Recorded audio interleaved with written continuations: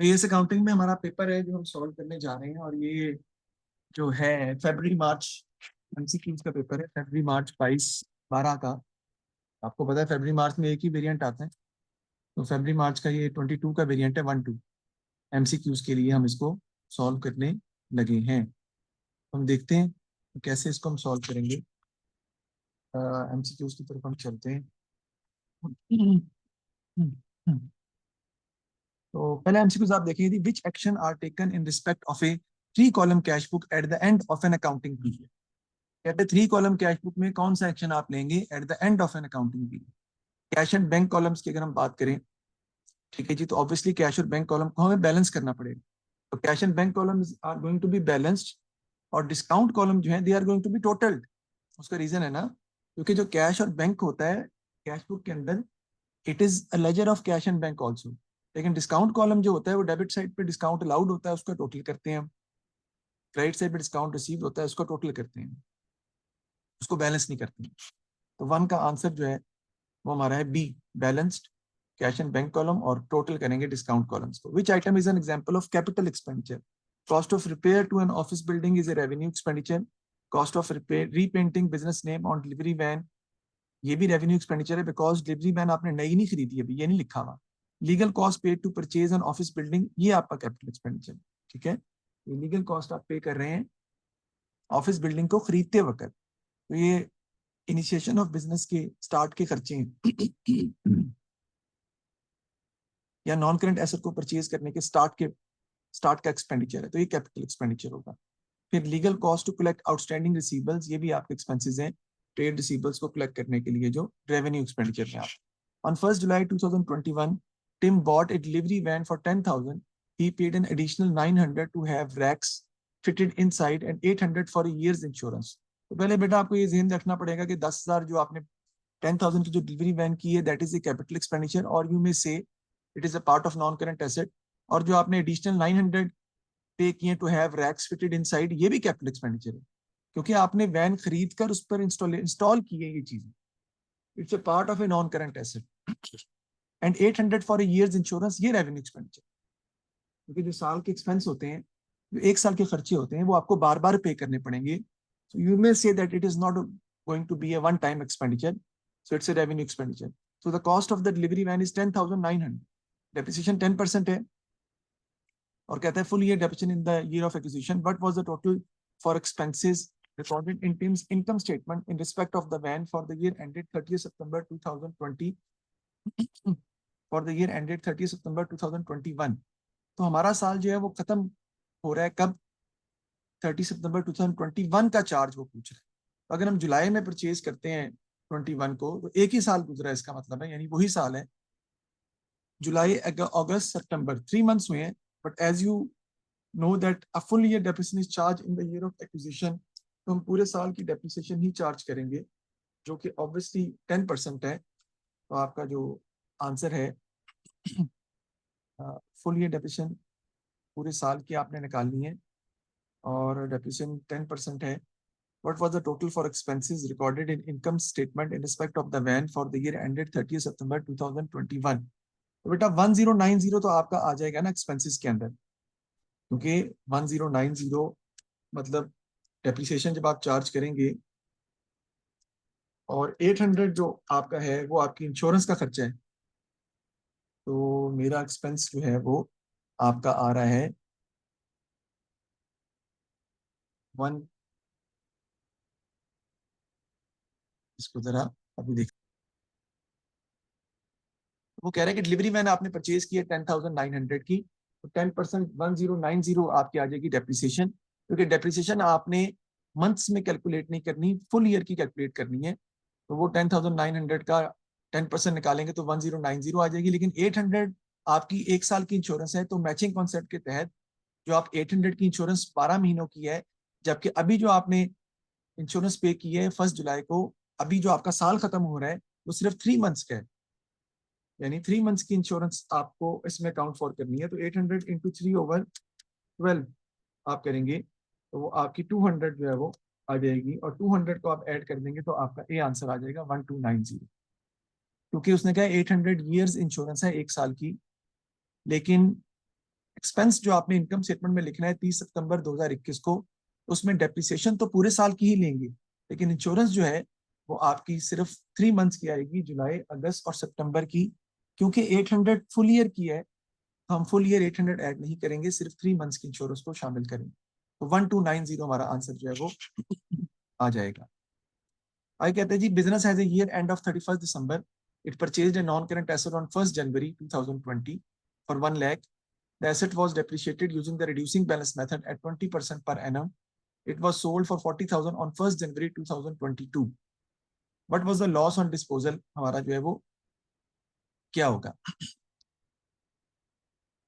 तो 31 दिसंबर हमारा साल खत्म होता है, नॉन करंट एसेट परचेज किया आपने जनवरी 2020 को 1 लाख का, और डेप्रिसिएशन 20% है। 2022 की वो बात कर रहा है, तो बेटा 2020 में भी इस पर डेप्रिसिएशन होगी पूरे साल की, 2021 में भी डेप्रिसिएशन होगी इस पर पूरे साल की, और फिर हम इसको क्या कर देंगे, सेल कर देंगे। तो 1 लाख पे आप पहले फॉर 2020 डेप्रिसिएशन निकालें, 20% तो वो आती है 20,000, और क्योंकि रिड्यूसिंग बैलेंस मेथड है तो फिर आपको 1 लाख में से 20,000 माइनस करना पड़ेगा, 80,000 पे नेक्स्ट ईयर निकालेंगे, वो आपकी आ जाएगी कितनी, 16,000। तो 20,000 प्लस 16,000 आपकी आ जाएगी 36,000, और उसमें से 1 लाख में से आप माइनस कर देंगे तो 64,000 आपका आ जाएगा, और आपने बेचा आपने कितने का है, 40,000 का, तो आपका लॉस जो है वो आ जाएगा 24,000 का। 24,000 का आपका लॉस आ जाएगा। मैं रिपीट भी कर देता हूँ आपको दोबारा, 1 लाख पर डेप्रिसिएशन निकालेंगे 20%, 20,000, फिर माइनस करेंगे 20%, आपका आ जाएगा 80,000, उस पर निकालेंगे 20%, 16,000, total depreciation is 36,000। 1 lakh minus 36,000 आपका आ जाएगा बुक वैल्यू एसेट की 2 साल बाद 64,000। बेचा आपने 40,000 का है, तो 24,000 का आपका लॉस आ जाएगा। बी आंसर है आपका। What is entered in the sale as a control account, बताएं जी, आप में से कोई बता दे। That what is entered in the sale a control account. A जी गलत है, खुदा का खौफ करो। Sale as a control account में कैश सेल्स तो आती ही नहीं है, क्योंकि ट्रेड रिसीवेबल का काम। ओ 23 अच्छा, increase in provision for doubtful debt वो भी नहीं आता, वो भी नहीं आता, क्योंकि increase in provision for doubtful debt की एंट्री होती डी है आंसर कर। इनकम स्टेटमेंट डेबिट, हाँ, provision for doubtful debt credit. सिर्फ रिटर्न इनवर्ड है जो आपके सेल लेजर कंट्रोल अकाउंट में आएंगे, और वो भी किस साइड पे आएंगे, क्रेडिट साइड पर। तो 3 ओनली, डी जो है हमारा आंसर होगा, D is going to be the answer, 3 only. Cash sales की एंट्री तो कैश टू सेल्स है, ये तो कैश बुक में जाएगी वैसे, और इंक्रीज इन प्रोविजन की एंट्री पे आपकी जाती है किसमें, जी जनरल के अंदर रिकॉर्ड की जाएगी। तो return inward 3, D only. A trial balance included a suspense account.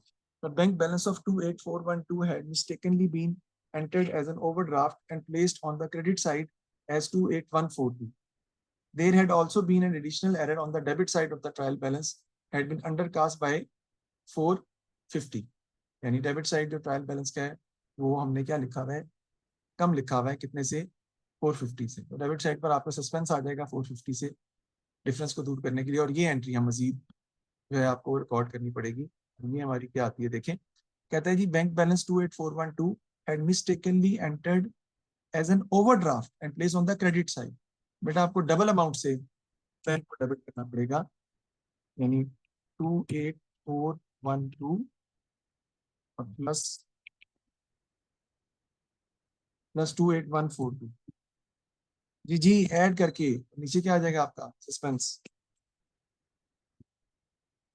Sir ये कैसे किया आपने, ओ भाई गौर तो करो, कम नहीं लिखा, अंडरकास्ट नहीं है, वो कह रहा है कि बैंक बैलेंस था डेबिट, हमने उसको गलती से क्रेडिट पे लिख दिया है, समझ आई। अब आपको क्या करना पड़ेगा, आपको डबल अमाउंट से, यानी 28,142 जो क्रेडिट किया पहले उसे डेबिट करेंगे, और फिर जो रिकॉर्ड नहीं किया 28,412 वो भी रिकॉर्ड करेंगे। तो आपको डबल अमाउंट से लिखना पड़ेगा, डबल अमाउंट कह रहा हूँ, दोनों को ऐड करके लिखना पड़ेगा। Should I should say like this, कितना आ जाएगा जरा बताइएगा मुझे। 28,412 प्लस 28, मेरा कैलकुलेटर 56,554, ठीक है जी। तो सस्पेंस आपका क्रेडिट हो रहा है बेटा 56,554 से, और सस्पेंस आपका डेबिट हो रहा है 450 से। तो बैलेंस आपका कितना आ जाएगा, क्रेडिट बैलेंस आ जाएगा 56,104 credit, which entry in the suspense account will correct this error? A आपका आ जाएगा क्रेडिट 56104। ये आंसर आपका इसमें आ जाएगा। मैं रिपीट कर देता हूँ। देखिए, आपने बैंक को करना था डेबिट, आपने क्रेडिट कर दी कितने से, 28142 से। अब 28142 डेबिट होगा पहले गलती दूर करने के लिए, फिर 28412 रिकॉर्ड करने के लिए डेबिट होगा। सस्पेंस क्रेडिट हो जाएगा टोटल अमाउंट से 56554 से। सस्पेंस को आपने क्रेडिट करना है 56554 से, और ट्रायल बैलेंस की डेबिट साइड क्योंकि 450 से कम है, सस्पेंस को आपने डेबिट करना है 450 से। तो क्रेडिट साइड आपकी जो difference in trial balance suspense का जो इफेक्ट आ रहा है वो क्रेडिट पे आ रहा है आपका कितने से, 56104 से। सस्पेंस को आपको क्रेडिट करना पड़ेगा 56104 से, ये ऑटोमेटिकली आपका करेक्ट हो जाएगा, आपका आंसर आ जाएगा credit 56104। Which statement is correct? जी बताएं, आसान है।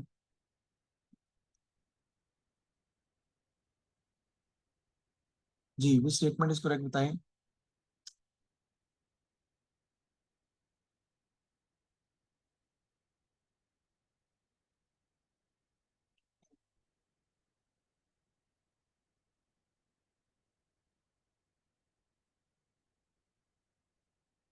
Balance on the irrecoverable debts account is carried down to the next accounting year. गलत। इनकम स्टेटमेंट में क्लोज करते हैं हम। The balance on the irrecoverable debt account is treated as an expense in the income statement. Yes. The balance on the provision for outlet is calculated before the deduction of irrecoverable debts. नहीं, after the deduction of irrecoverable debt होता है। और balance on the provision for outlet account is not included in a trial balance. नहीं, trial balance में ये आता है। तो आपका आंसर क्या है? B is going to be the answer. The balance on the irrecoverable debt is treated as an expense in the income statement. बेटा ये आपने एक्सपेंस अकाउंट बनाना है, आपको पता है जनरल एक्सपेंस इन एरियर्स 1 जनवरी के एक्रूड ब्रॉट डाउन है, फिर प्रीपेड ब्रॉट डाउन दिया हुआ है 240 का, फिर एक्रूड कैरिड डाउन दिया हुआ है 720 का, और फिर प्रीपेड कैरिड डाउन दिया हुआ है 120। टोटल अमाउंट पेड 11,500 है। कहते हैं जी इनकम स्टेटमेंट में हम क्या चीज एंटर करेंगे, या इनकम स्टेटमेंट में हम क्या लिखेंगे। मैं लिख देता हूँ, मतलब आपको शो कर देता हूँ। तो बना के जल्दी से। तो एक्रूड इधर आ जाएगा 420, प्रीपेड ब्रॉट डाउन डेबिट पे आपका आ जाएगा बेटा 240, फिर एक्रूड कैरी डाउन इधर आ जाएगा आपका 720, और प्रीपेड कैरी डाउन इधर आ जाएगा आपका 120। कैश फिगर आपकी इधर आ जाएगी जो आप पे कर रहे हैं 11,500। इधर आपकी आ जाएगी इनकम स्टेटमेंट फिगर जो आपने फाइंड करनी।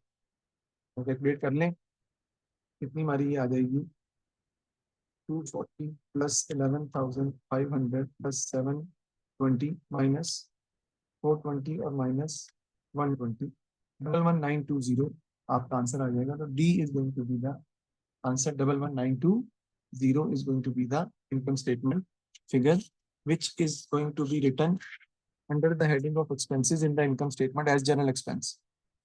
When would the year end value of inventory need to be adjusted? कहता है कि जो क्लोजिंग इन्वेंट्री जो होती है हमें उसको एडजस्ट करने की जरूरत कब पड़ती है? When inventory has not yet been paid for। बेटा याद रखिएगा कि जब आप चीजें खरीदते हैं, जो आप इन्वेंट्री परचेज करते हैं, बेटा आप उधार पे भी खरीदते हैं तब भी आप उसे रिकॉर्ड करते हैं, ठीक है ना। इन्वेंट्री अगर आपने पे नहीं की या उसकी अमाउंट पे नहीं की तो एडजस्टमेंट की जरूरत नहीं है, आप इन्वेंट्री में रिकॉर्ड किया, that's fine. When selling price has fallen below cost, या when the owner has recorded taking goods for his own use during the year. तो सबसे पहली बात है कि जो पॉइंट नंबर 3 है, अगर इसको हम देखें तो इसकी एंट्री होती है drawings to purchases. Point number 3 की एंट्री होती है ड्राइंग टू परचेजेस। तो ड्राइंग टू परचेजेस में तो क्लोजिंग इन्वेंट्री इफेक्ट होती ही नहीं है, ठीक है जी। अगर इन्वेंट्री को आपने पे नहीं किया तो क्या आप उसे रिकॉर्ड नहीं करेंगे? आप करेंगे, कोई प्रॉब्लम नहीं है, ठीक है जी। तो selling price has fallen below cost, तो 2 हमारा आंसर है सी। क्योंकि जब सेलिंग प्राइस कॉस्ट से कम हो जाती है तो आपको क्या पता है, आपको पता है कि हम सेलिंग प्राइस पे रिकॉर्ड करते हैं इन्वेंट्री को। Inventory is valued at cost और N R whichever is less. Selling price पे हम इसको रिकॉर्ड करते हैं,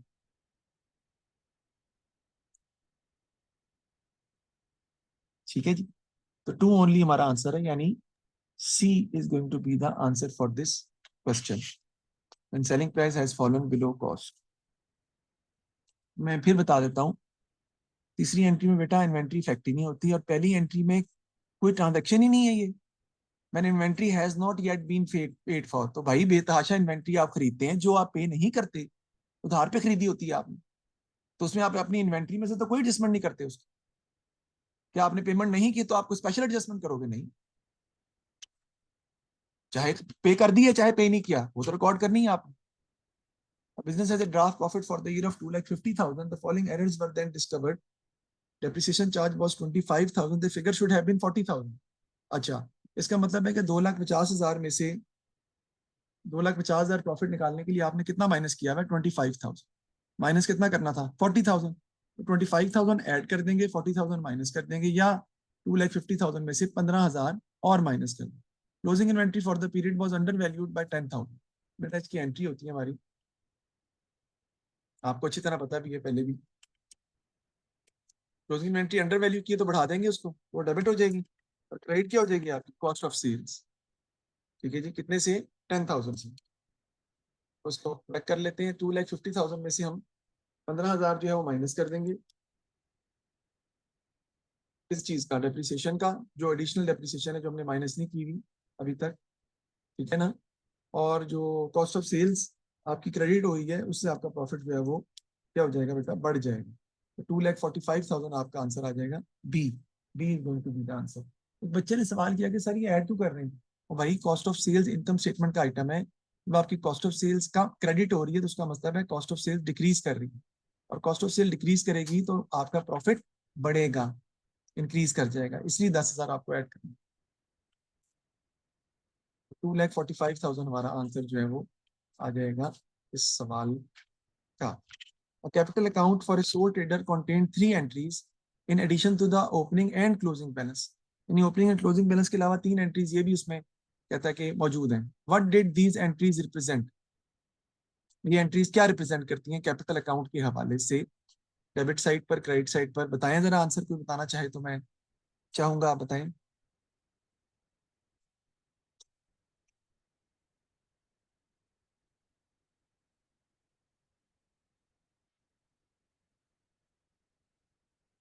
यानी कैपिटल अकाउंट बनाते वक्त अगर ओपनिंग और क्लोजिंग बैलेंस आपको पहले से दिया हो, तो कैपिटल अकाउंट में कौन सी चीजें क्रेडिट पे आती हैं और कौन सी चीजें डेबिट पे आती हैं, बेसिकली हमारा सवाल ये है कि कौन सी चीजें हम डेबिट पे लिखते हैं और कौन सी। सी है। जी, C is the answer. Capital introduce बेटा क्रेडिट हो जाएगा, रूप से कैपिटल हमारा बढ़ जाएगा ना, और ड्राइंग की वजह से भी आपका कैपिटल कम हो जाएगा, और लॉस की वजह से भी आपका कैपिटल कम हो जाएगा। तो सी हमारा आंसर है। आगे कहते हैं जी, year end of a business is 31 December. On 5 January 2022 inventory was counted and valued at 30,000। पहली बात याद रखिएगा कि 5 जनवरी को इन्वेंट्री हम काउंट कर रहे हैं और 30,000 की इन्वेंट्री है।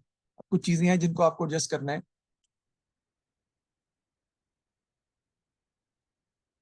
तो कहता है goods purchased and received after the year end costing 1,500 had been included in the valuation.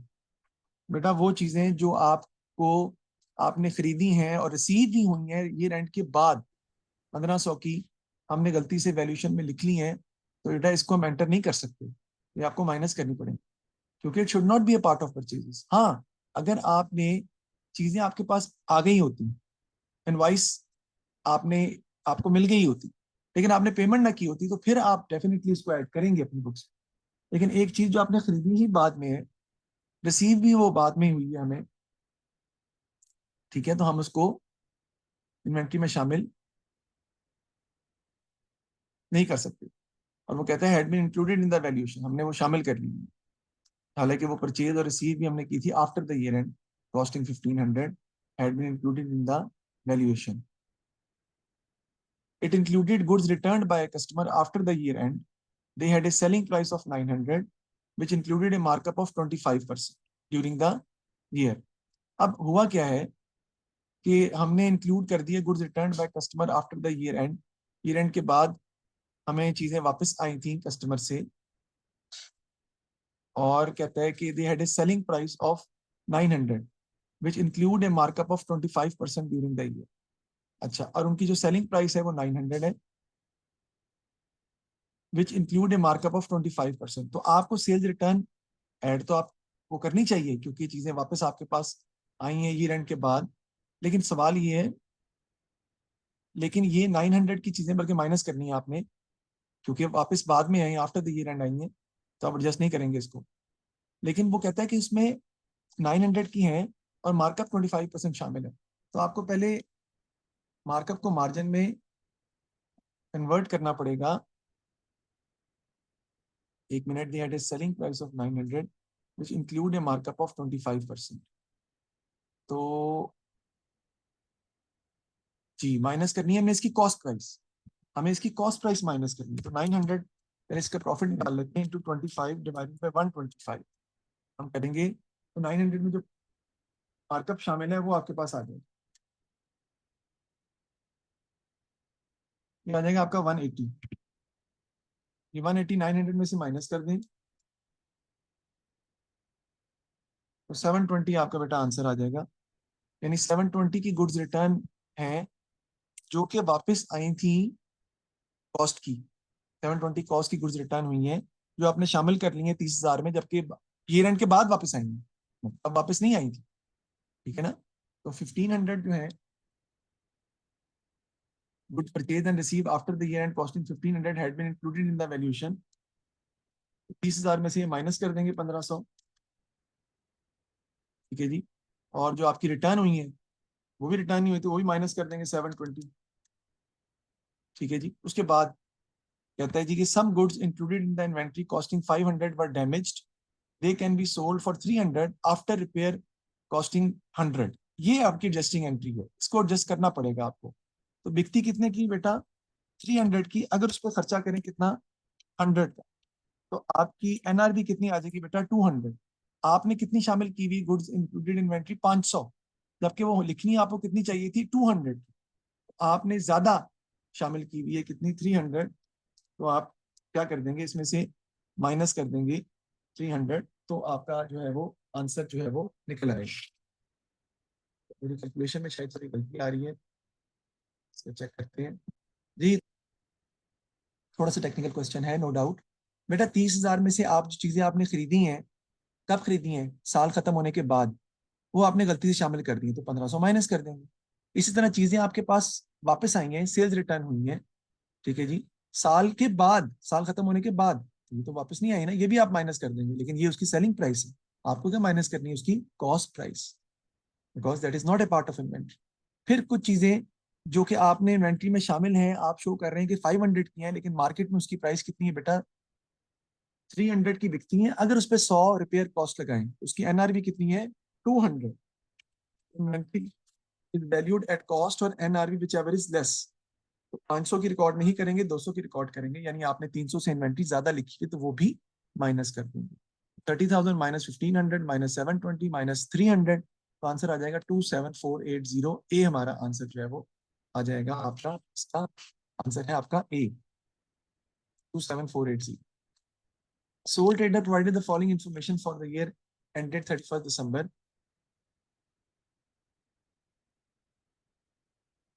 कहता है जी इन्वेंट्री इंक्रीज बाय, हमें दी हुई है, non current asset increase by 25,000, current asset increase by 10,000, but in दोनों को ऐड कर लें तो कितना हो जाएगा, 35,000। Current liabilities increase by 12,500, additional capital introduce during the year 20,000 है, और ड्राइंग्स भी दी हुई है आपकी कितनी, 13,000 की। तो what was the profit for the year, increase decrease के हिसाब से ही देखेंगे हम। देखें कैपिटल हमारा कितना है बेटा, 20,000, और बेटा ड्राइंग्स कितनी है, 13,000, तो कैपिटल में से ड्राइंग्स क्या कर देते हैं हम, माइनस कर देते हैं ना, ठीक है। तो आपका कैपिटल कितना आ जाएगा ऑटोमेटिकली, 7,000, और करंट लाइबिलिटीज आप इसमें ऐड कर देंगे तो आ जाएगा 19,500। अब 35,000 आपका एसेट्स का टोटल है, उसमें से 19,500 आप लाइबिलिटीज जो है वो माइनस कर देंगे, तो आपका प्रॉफिट का आंसर आ जाएगा 15,500। Profit will increase by 15,500। Sir कैसे निकाला है बताता हूँ। एसेट माइनस लाइबिलिटीज करेंगे, एसेट टोटल कितने हैं यहाँ तक, 35,000 की, लाइबिलिटीज टोटल कितनी है, 12,500 करंट लाइबिलिटी, और कैपिटल इस वक्त जो शो हो रहा है वो कितना है, 20,000 माइनस ड्रॉइंग्स, 7,000 का कैपिटल है, इसमें प्रॉफिट अभी शामिल नहीं है। तो 7,000 प्लस 12,500, 19,500, टोटल एसेट्स में से हम माइनस कर देंगे 35,000 में से 19,500, तो आपका प्रॉफिट का आंसर आ जाएगा 15,500। सी हमारा आंसर आ जाएगा प्रॉफिट का। इंक्रीज डिक्रीज से आपने निकालना है ना सर। अगर हम बना के कर लें कर सकते हैं, तो आपकी मर्जी, थोड़ा टाइम आपका लग जाएगा, आप बना के कर सकते हैं। मतलब बैलेंस शीट बना के कर लें, 25,000, 10,000, टोटल कितना आपका आ जाएगा 35,000। अब टोटल इनका भी यही आना चाहिए, ऐसे ही है ना, लाइबिलिटीज का टोटल भी यही आना चाहिए 35,000। उसमें कैपिटल जो है वो आपका 20,000 का है जो इंक्रीज हो रहा है। प्रॉफिट नहीं पता, ड्रॉइंग्स जो है वो आपकी 13,000 की है जो माइनस होनी है।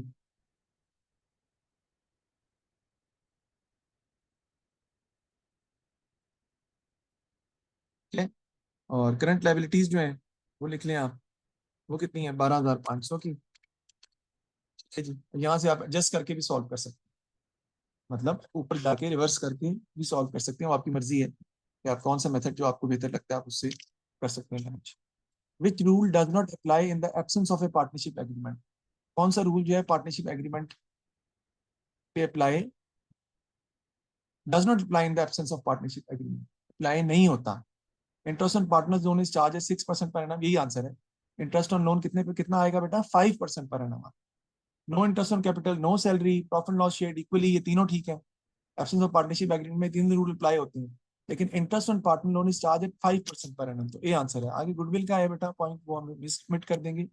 X and Y are in partnership sharing residual profit and losses equally. Partners are charged 2% interest on their drawings. Y is entitled to a salary of 10,000. The partners' drawings for the year were as shown. X और Y आपको दिया हुआ है. Profit for the year was 52,000. How much did each partner receive as a share of residual profit? कितना profit residual profit मिलेगा? Interest on drawing 2% है बेटा, तो 12,000 पे आप निकाल लें 2%, कितना आ जाएगा 240, और 8,000 में निकालने वो आ जाएगा 160।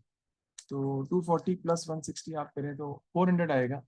प्रॉफिट 52,000 का है प्लस 400, और सैलरी है माइनस 10,000, आपका आ जाएगा आंसर जो भी आपका आता है 52,400 माइनस 10,000, और प्रॉफिट कितना शेयर है उसका इक्वली है, हर पार्टनर को कितना मिलेगा 21,200। डी आंसर है हमारा 21,200।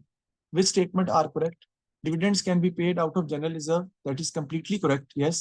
Right issue can be made from the share premium account. No, no, no. Right share can be issued at a premium.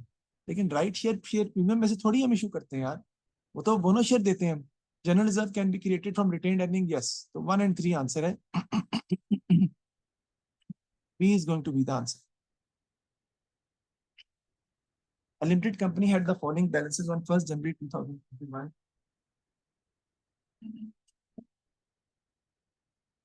Revaluation reserve 20,000 के दिए हुए was created 2 years ago from a revaluation of a property, ये दिया हुआ है।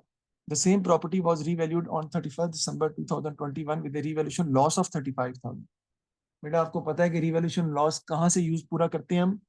सबसे पहले हम रिवैल्यूएशन रिजर्व इस्तेमाल करेंगे 20,000 का, और बाकी जो लॉस होगा आपका 15,000 का वो रिटेन्ड अर्निंग में से माइनस कर दिया जाएगा। कहता है on 1st August internal dividend of 40,000 was paid, और 31st दिसंबर को कहता है final dividend of 55,000 was proposed. आपको पता है प्रपोज्ड डिविडेंड नहीं आता, what was the value of retained earning eight 31st दिसंबर? निकाल लेते हैं।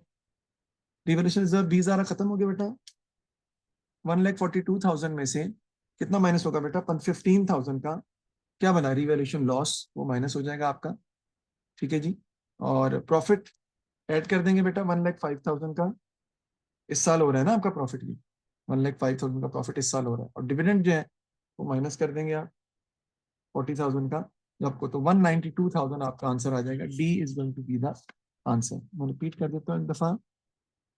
रिवैल्यूएशन लॉस जो है वो हम रिवैल्यूएशन रिजर्व में से सबसे पहले जो है वो इस्तेमाल करते हैं उसके लिए, और बाकी जो अमाउंट है वो हम रिटेन्ड अर्निंग में से जो है वो रिवैल्यूएशन लॉस माइनस करते हैं। तो 1,42,000 में से माइनस हो जाएगा 15,000 रिवैल्यूएशन लॉस, प्रॉफिट ऐड कर देंगे 1,05,000, और इंटरनल डिविडेंड हम माइनस कर देंगे, तो आपका रिटेन्ड अर्निंग्स का आंसर आ जाएगा 192,000।